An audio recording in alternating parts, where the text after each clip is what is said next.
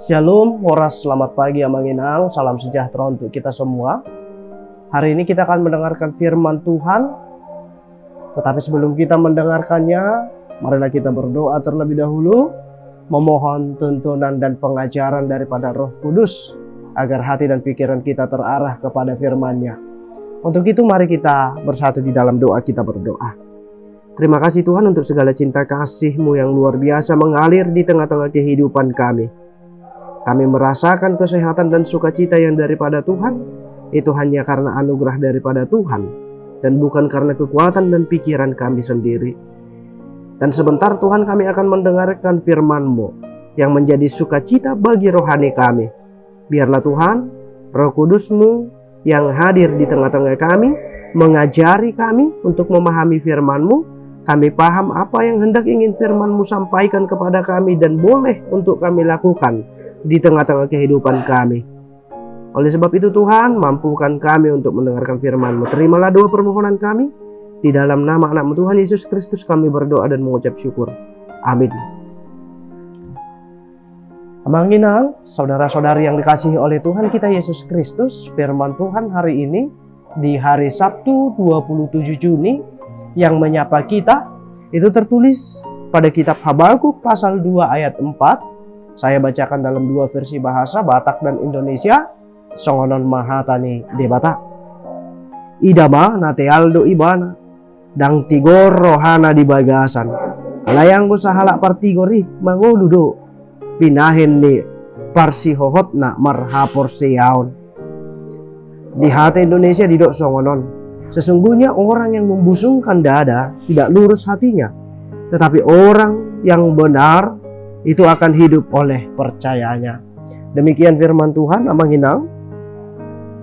Firman Tuhan hari ini mengingatkan kita tentang sejarah perjalanan kehidupan daripada umat Allah. Secara khusus orang-orang Yehuda yang mengalami penindasan yang luar biasa daripada bangsa Babel. Mereka mengalami penganiayaan dan penindasan. Tetapi itu terjadi bukan tanpa sebab. Itu terjadi karena umat Allah selalu melakukan pemberontakan, membangkang, dan menolak setiap arahan-arahan yang baik yang Tuhan berikan di tengah-tengah kehidupan mereka.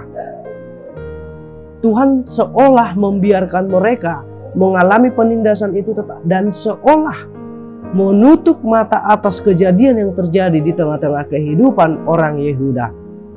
Itu sebabnya Nabi Habakuk datang menghadap Tuhan dan bertanya kepada Tuhan tentang mengapa Tuhan membiarkan hal itu terjadi. Bapak Ibu yang terkasih, satu jawaban yang pasti yang disampaikan oleh Tuhan kepada Habakuk, Tuhan membiarkan itu terjadi bukan berarti Allah tidak mengasihi bangsa itu.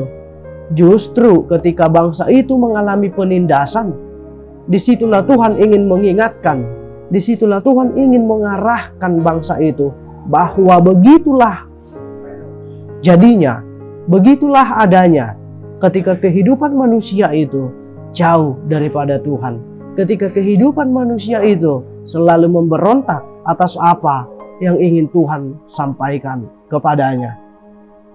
Oleh sebab itu, Bapak Ibu yang terkasih, bangsa itu mengalami penindasan. Dan dalam penindasan itu bangsa itu sadar atas kesalahan mereka. Dan secara khusus di ayat 4 ini, inilah teguran Allah kepada umatnya. Karena banyak saat itu orang-orang Yehuda yang membusungkan dada.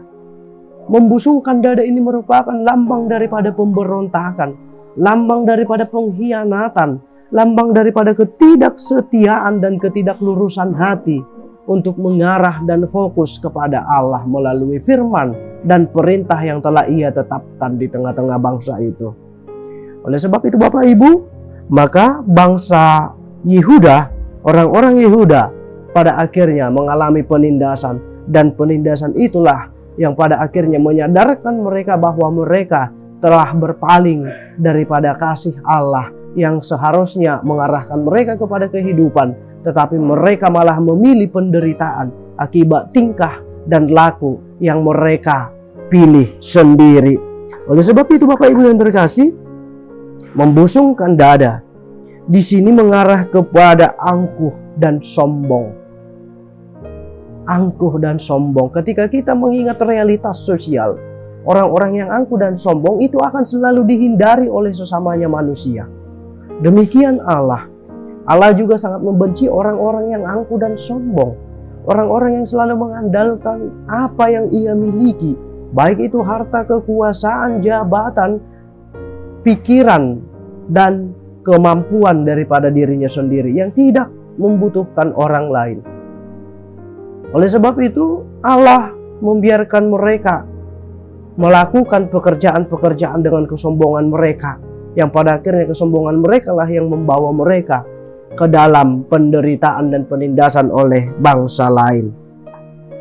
Tidak lurus atau bengkok hati itu merupakan kehidupan yang tidak selaras dengan apa yang Tuhan inginkan di tengah-tengah kehidupan kita. Oleh sebab itu, Bapak Ibu yang terkasih di dalam Kristus Yesus, ada dua jalan kehidupan yang selalu berlawanan di tengah-tengah realitas kehidupan sosial kita. Yang pertama adalah kehidupan orang yang sombong atau yang selalu membusungkan dada, atau orang yang angkuh hatinya. Ini adalah orang-orang yang selalu mengandalkan kekayaan dan kekuasaan dan kekuatan serta kemampuan dan kebijakan diri sendiri. Mereka terlihat gagah karena keangkuhannya. Mereka terlihat sebagai pemenang karena bisa mengandalkan diri sendiri. Tetapi itu bersifat sementara dan tidak kekal. Kemudian yang berikutnya, kehidupan orang yang benar.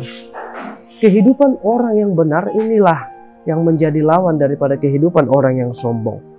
Hidup orang benar itu tidak berdasarkan kepada keadaan, tetapi hidup orang benar itu berpijak pada sifat dan janji Allah.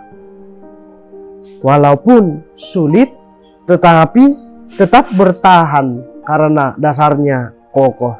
Oleh sebab itu, Amanginang, kehidupan orang benar itu memiliki iman yang kokoh. Iman yang kuat membuat diri kita menjadi paham betul tentang apa yang hendak ingin Allah arahkan kepada kita. Iman yang benar bukan membuat diri kita hebat, tetapi iman yang benar itu meletakkan kehidupannya kepada Allah, dan Allah yang berkarya di tengah-tengah kehidupannya setiap hari.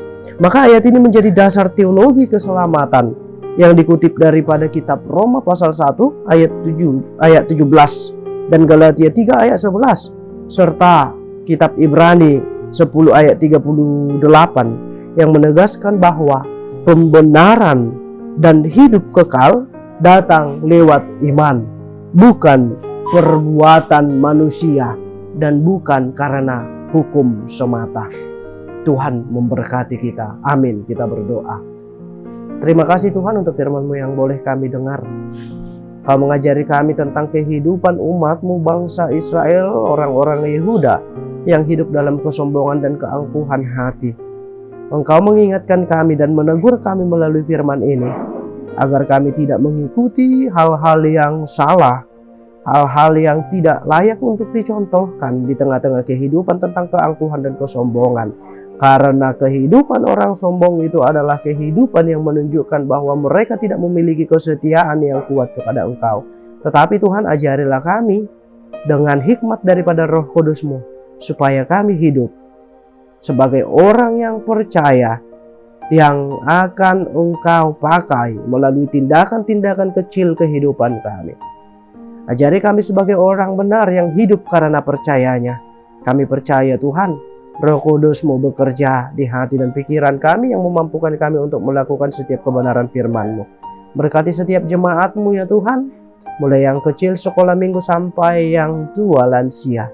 Biarlah Engkau yang memberkati setiap kehidupan umat-Mu, kehidupan jemaat-Mu HKBP Jambi. Apapun pekerjaan tangan dan pikiran mereka, apapun kegiatan mereka, dan dimanapun mereka berada, biarlah kasih setia-Mu mengalir yang menjagai kehidupan mereka. Tuhan, kami juga berdoa untuk setiap jemaat-Mu, Jikalau ada saat ini dalam keadaan sakit, biarlah Tuhan yang memulihkan dan yang mengembalikan kesehatan mereka melalui proses medis dan usaha-usaha yang mereka lakukan. Jikalaupun ada dalam keadaan berkeluh kesah, biarlah Tuhan yang memberikan penghiburan di tengah-tengah mereka. Ampuni dosa dan pelanggaran kami supaya kami layak menerima berkat-Mu. Terimalah doa kami di dalam Kristus Yesus. Kami berdoa dan mengucap syukur. Amin.